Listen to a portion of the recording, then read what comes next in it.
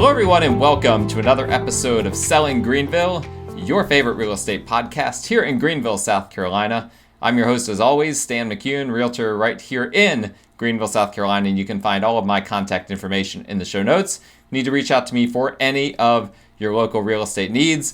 Just a reminder, as always, please, if you can like the show, now if you're watching on Facebook Live, I'm doing this as a Facebook Live as well, leave a little comment. I'm not going to be able to reply in real time because I'm recording this for my actual show.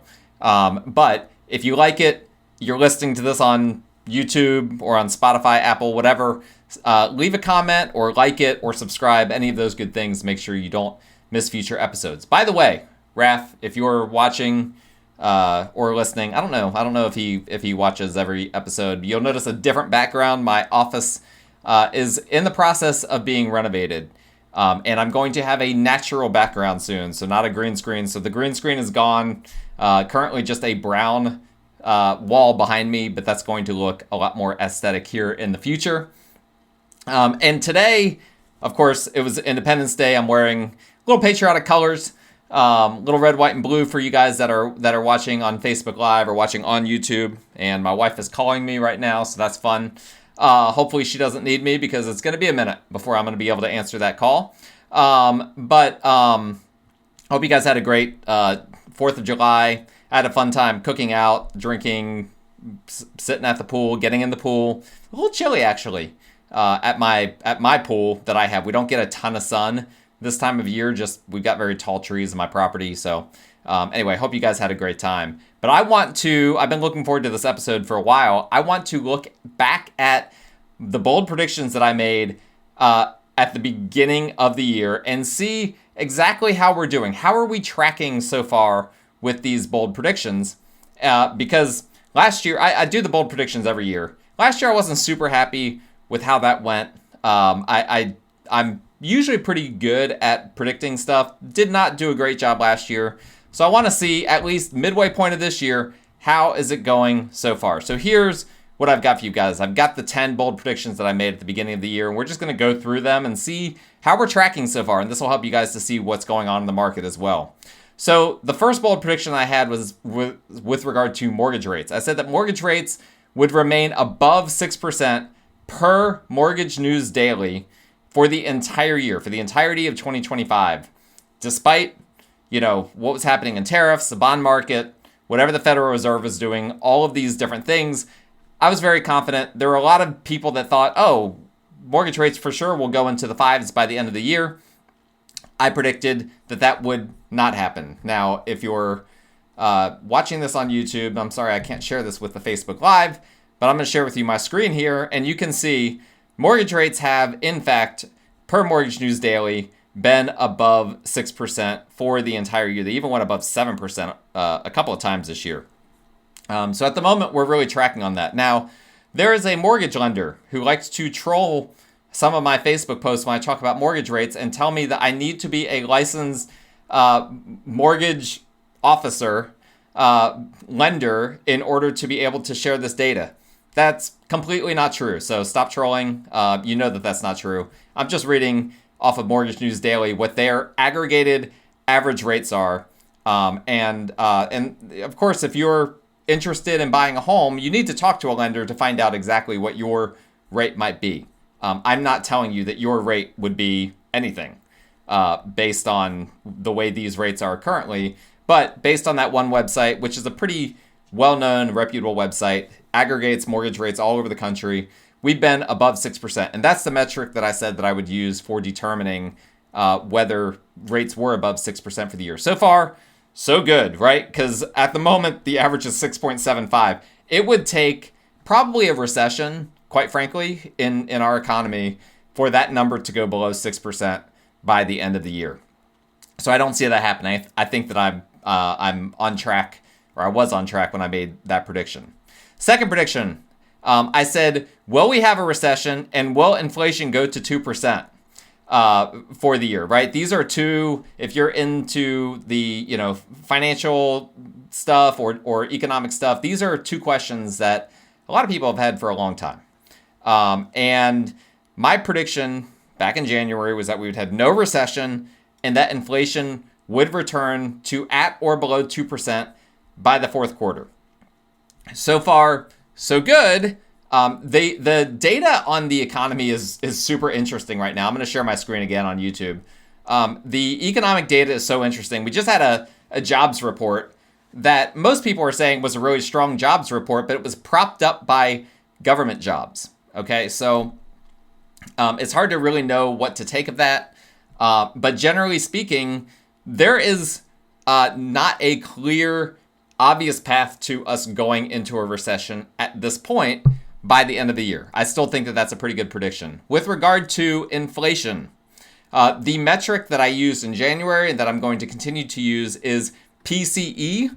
I'm not going to get into the weeds on what that is, but it's the personal consumption expenditures price index.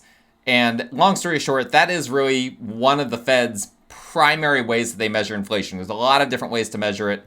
One of the main ways that they measure it is PCE. And so based on PCE, we are currently at 2.3%. That is the number. And I said that we would get down to 2% by the end of the year. I don't know. We'll see. So it started the year at 2.6% in January, went up to 2.7. Now it's down to 2.3. Now it had gone down to 2.2 in April. And then May it went up to 2.3. We don't have June numbers yet. So we'll have to see when that comes out. But it has come down 0.3 points. We need it to come down another 0.3 in order for this prediction to be accurate. I don't feel super confident really about either of those, the no recession or the 2% in PCE by the end of the year. But at the moment, it is going in that direction. So we'll just have to wait and see. My third prediction, this was more for realtors. I have a lot of realtors that listen to or watch the show. The question that I had was, are there any more big changes coming to the real estate industry? And for those of you that know, we had a lot of changes last year. I'm not going to get into all of that. But what I said coming into this year is that I thought it would be mostly business as usual this year, with one major exception. That was that I was very confident that there would be paperwork changes coming from the South Carolina Association of Realtors, and not a whole lot else that was really big coming down from the National Association of Realtors. At the moment, I feel like that this is accurate. Now, I have to give one caveat. The National Association of Realtors did roll out this change, and I talked to you guys about it on the show. They rolled out this change that there's going to be this third way to list a house that is neither the full MLS with syndication to all the websites, and it's also not office exclusive. Those are the two options that most MLSs currently have. It's going to be kind of a midway point where you can list it on MLS, but it won't go out to the websites. It'll only be accessible to realtors and their clients who are plugged into the multiple listing service. And then after a set period of time, then it gets syndicated out to all of the other websites, homes.com, realtor.com, et cetera, et cetera. I think you have to decide whether you think that was a big change. To me, I don't think that was a big change. In fact, some MLSs I've talked to or that I've heard have said that they're not even going to implement that. They're just going to rebel against the National Association of Realtors. So I don't think that that's a big change personally. With regard to paperwork, absolutely, I nailed that one. The South Carolina Association of Realtors just rolled out a whole bunch of paperwork changes, and it's exactly what I thought it would be. They essentially basically tweaked a lot of the language after all the big changes that were last year. Now they've started to refine things and make it to where it's clearer what's in that paperwork. And there's they even added some addendums and it's in my opinion some very, very positive changes that the Forms Committee and everyone else over there at the South Carolina Association of Realtors have done. And so far so good. So I think you can say potentially it's looking good that I'm 3 for 3 so far. Okay. Number 4, I said that on appreciation or depreciation is that I thought we would see between either minus 1% appreciation, so negative appreciation by 1%, through 2% appreciation. So basically a 3% window was what I gave myself, between minus 1% and 2% appreciation. I'm going to share my screen again here for those looking on YouTube. Had the wrong thing pulled up. All right, we always look at the median sales price. If you're on Facebook Live, I think Eric Mitchell's watching. Hey, Eric, good to see you. Good realtor in my office. Median sales price, at the moment, if we look at the 12-month median, it's right at 0%, okay? Now, if we look at since January, I haven't completely done the math on this, but I think that we're pretty much in range. We had January was a minus 2.1% median sales price, and then we had a weird 5% year-on-year uptick in February. Since then, it's been 1.6%. I think that this is going to be pretty close. So at the moment, I feel pretty good that bold prediction will probably end up in that range. Now, so much hinges on mortgage rates, right? If mortgage rates, and they have come down a little bit the past couple of weeks, if they continue to come down, this appreciation will surpass what I anticipated. So that's something that we definitely have to keep an eye on. But for the time being, that's looking pretty good at the moment, but I'm not super confident on that. We'll say for the time being, I'm 4 for 4, but not super confident about that. My fifth bold prediction was that the membership in the Greater Greenville Association of Realtors would go down. It was at the time that I recorded that episode, 5,090 members. I'm going to pull this up for you guys watching on YouTube.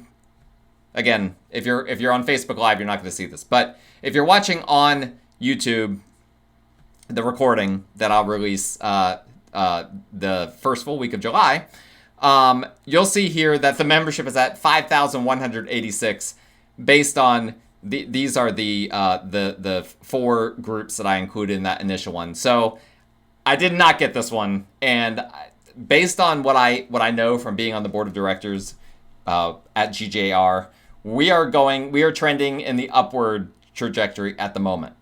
In other words, we're at 5186. It's probably going to go higher. That's mind-boggling, right? If you're a realtor, that is going to blow your mind a little bit. But at the moment, it is looking like I did not get that one. At the moment, membership in GJR is stronger than it was at the beginning of the year and only getting stronger. So we will see. What I don't know, this isn't something I've really tracked a whole lot in previous years. So I don't know if there's a seasonality to this. So I don't know if there's potential that we'll end the year softer than we are currently. But that'll definitely be something that'll be interesting. And of course, at the end of the year, I'll do an episode where I actually go over, okay, now that we have all the data, how did I do? How did these bold predictions actually do? Another one here, inventory. I asked the question, will inventory go up or down? And my prediction was that we would see month-on-month increases in inventory until February or March, probably March. And at that point, we would see the month-on-month increases stop, but the year-on-year increases would continue until June or July. I regret to say that I did not get this one. Like, I completely got destroyed by this one. The inventory has been much stronger than I anticipated for this year. So again, I'm sharing my screen on YouTube. We have continued to have month-on-month increases in inventory. February was stronger than January. March was stronger than February. April was stronger than March. The May number, we don't have June yet. The May number is inflated. That's going to come down. That's going to be revised. But I still believe that it's going to be stronger than April. So far, month-on-month increases the entire year, and dramatic year-on-year increases as well. So we've got a couple of months left for me to get half of this right, but I don't think I'm going to. I think that this is going to, our inventory situation has exploded in comparison to what it has been, which you can see if you're looking on the chart. You can actually see that on here, how it is like a roller coaster going upward. And so at the moment, no, I did not get that one, and I don't think I'm going to get that one. So we'll call it 4 for 6. We're having a lot more inventory, a lot more supply in this market than a lot of people foresaw. And so that's a big story for 2025, because that's a big part of why does it feel soft, right? There's so much data out there that indicates that it's a strong market for sellers. And I've shared with you guys a lot of that data. But this is where you have to look at, is this inventory, because a lot of the data that makes it look like it's a strong seller's market has to do with all the new construction homes that are selling, not the resale homes that are the homes that you care about. If you're selling a home, odds are you're not selling a brand new home, right? Unless you're a builder. And so that's the story there. My 7th bold prediction was that pending sales, I asked the question, will pending sales continue to increase? And I said yes, that I was predicting pending sales to increase year on year in every month in 2025. And then I said some other things with regard to that. I thought that this would be potentially due to mortgage rates moderating a bit. And I was wrong. I was right until April, but April we had a negative print. We had pending sales were minus 2.4% year on year compared to April 24. And May, again, this is another number that gets revised. It'll get revised upward. But the May number is also, in my opinion, after it gets revised, going to be a negative print as well. And this is another one of the interesting stories. So really, what I should have predicted that closed sales would go up every month, because that has happened. We have had positive prints year on year for closed sales for every single month in 2025, but not for pendings. That was the thing that I didn't anticipate. And I've talked to you guys about this before. What's happening, in my opinion, why pending sales would not be strong, but closed sales would be strong, at least in the data here, is we're seeing finally sellers and buyers having a meeting of the minds, where there's not as many buyers walking away. There's not as many sellers refusing to do repairs.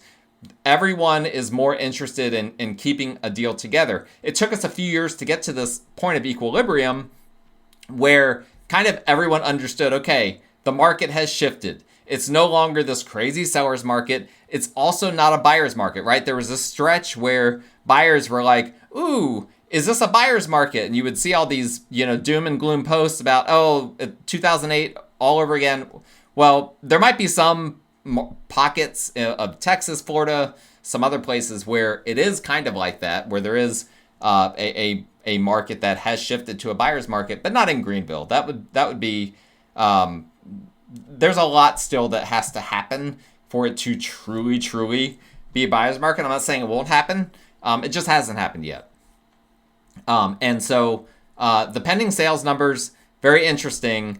That we started the year with 3 straight positive year-on-year months, but it has gone down the past 2 months. Fewer people are going under contract than previous years, even though more homes are being sold than the year prior.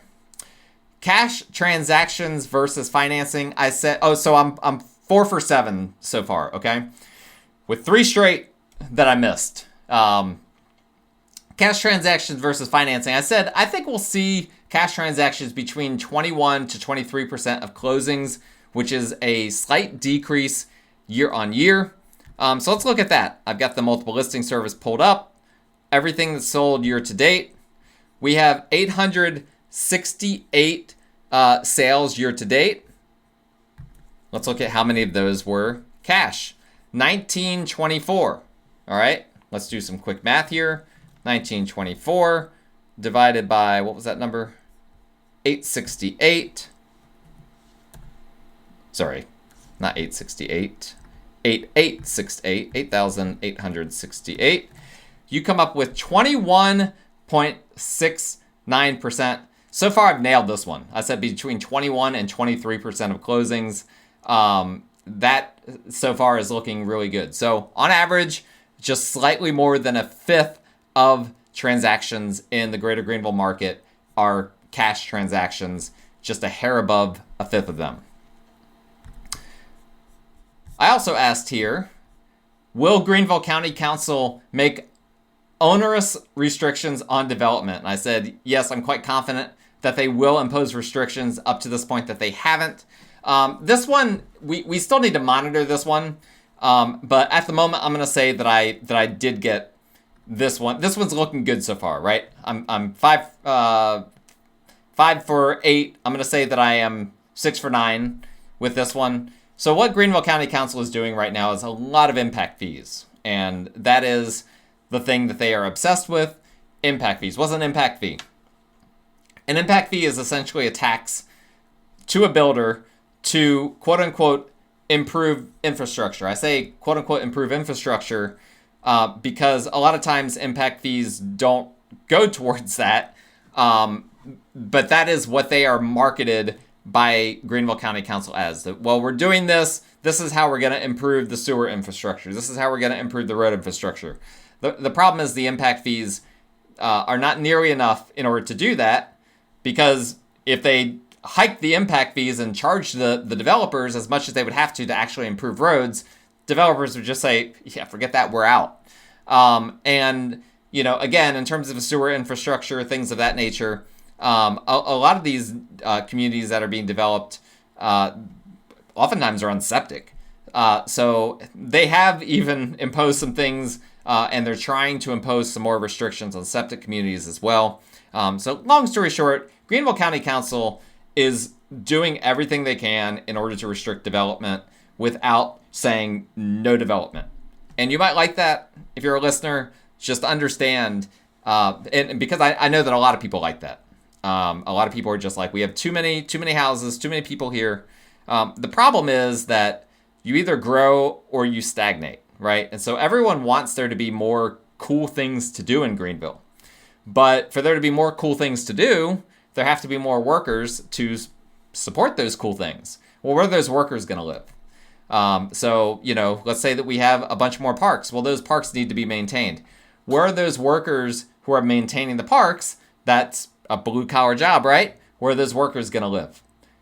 Let's say that we build out the infrastructure for and have more fire departments, more police. Where are they going to live?